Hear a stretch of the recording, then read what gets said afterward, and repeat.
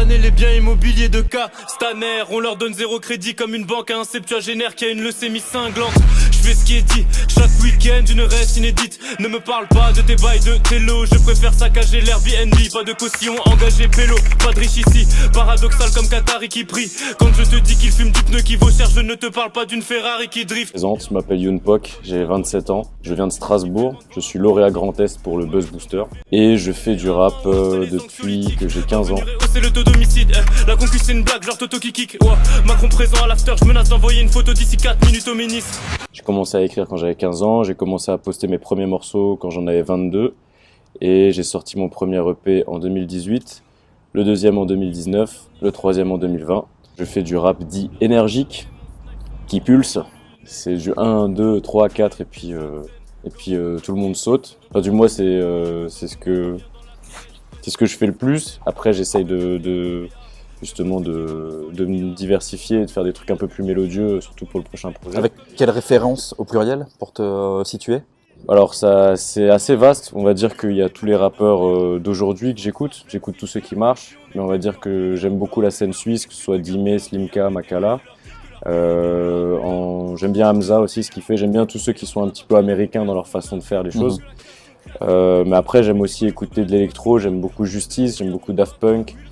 J'aime écouter des choses plus pop aussi, genre j'aime beaucoup M. C'est qu'on a fait que des trucs de fêlés dès le début, c'était René, fallait bien que je la place. Ne me donne pas ta fierté, je la casse. Le plus intelligent de la casse. Même si je t'envoie une peau tapement 5.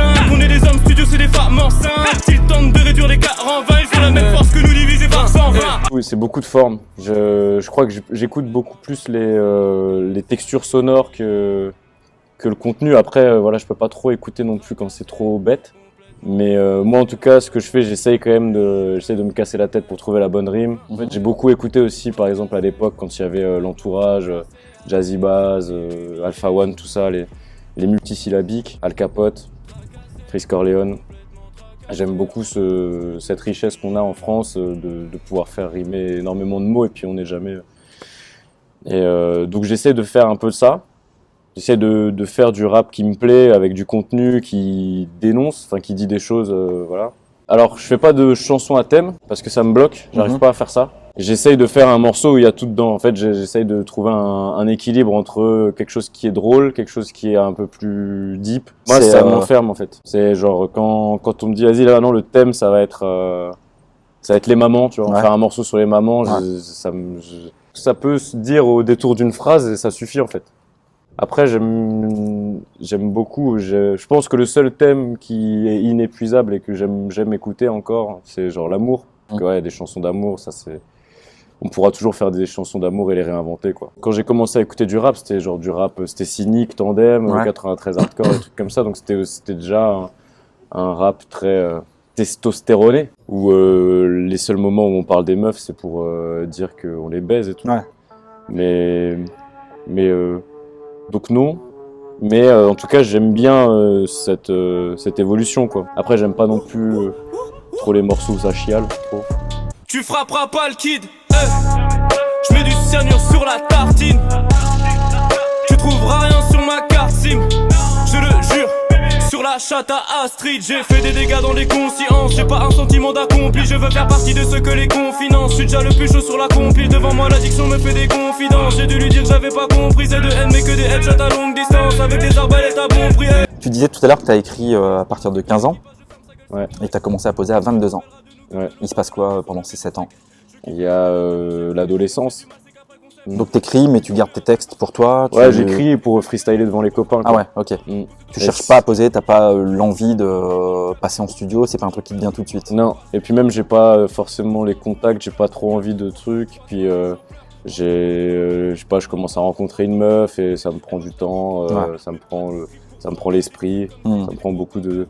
Donc j'écris mais c'est un peu de côté quoi, mais je sais que je suis bon. À chaque fois que j'écris un texte et que je le fais, je sais que vas-y ça passe, les potes sont là. Et quand tu sens que t'es bon, t'as envie d'aller en studio ou t'as envie d'aller sur une scène prioritairement? Non, nulle part, j'ai juste envie de le faire devant les copains et qui disent waouh. T'es passé par la scène avant de te retrouver en studio? Non, d'abord le studio. Tu commences par le studio? Ouais, d'abord le studio et après parce que j'ai rencontré un pote qui fait du rap qui s'appelle Robadub.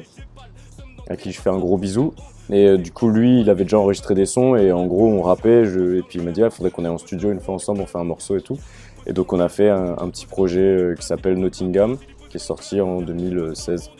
Et la première scène que j'ai fait, c'était tard, c'était en 2018. C'était pour la monnaie de ta pièce à Molsheim, dans la salle des fêtes.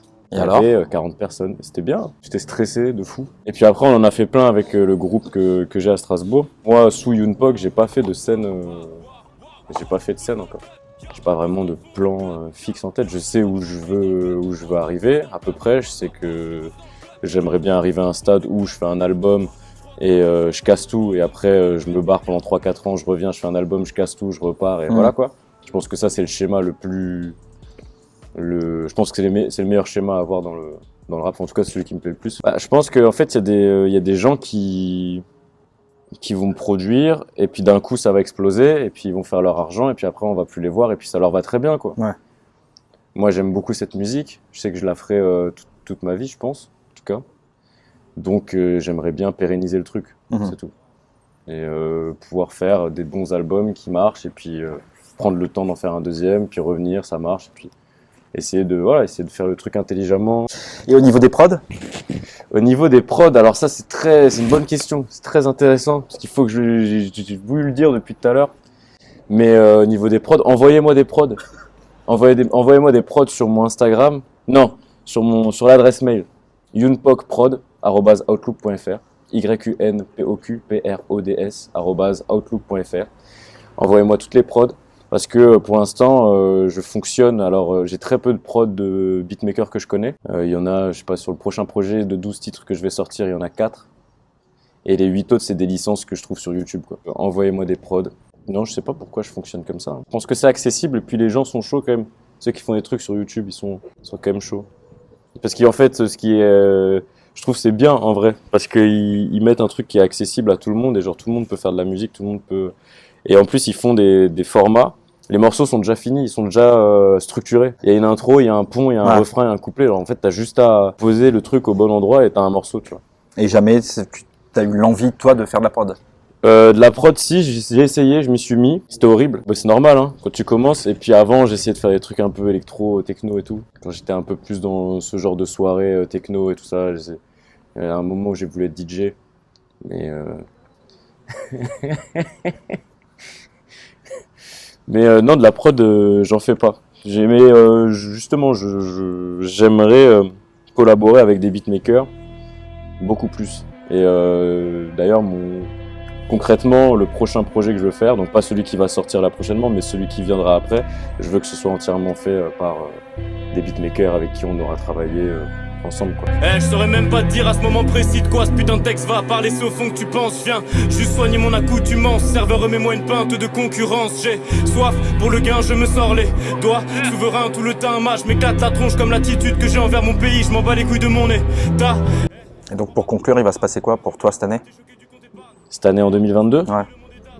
Nouveau projet, 2 EP, enfin une mixtape en 2 parties, 6 titres et 6 titres. Série de freestyle. D'1 minute sur Instagram, donc 9 freestyle, et après le double projet, et puis espérons des premières parties et puis des concerts. Des scènes. Ouais, des scènes, franchement, parce que là on a un show il est concrètement, il est bien. Tous les gens devant qui on le fait sont estomaqués. J'ai accompagné de mon backer Shema et de mon DJ Timal.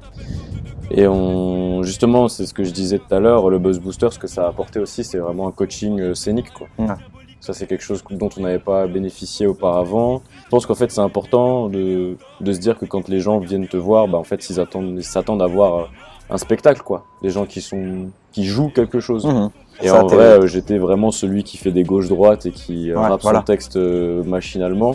Et en fait, il y a énormément de choses à rajouter, quoi. Et ça, donc, Buzz Booster a réussi. Ouais. Et la scène est prête. La scène ? La scène. Ta scène est prête. Ma scène est prête, ouais. Okay. Je sais pas si les gens sont prêts, par contre. Ça, c'est... Je suis pas sûr. Ils tentent de réduire les 40-20, ils ont la même force que nous divisés par 120. Fracassé, complètement fracassé à des années-lumière.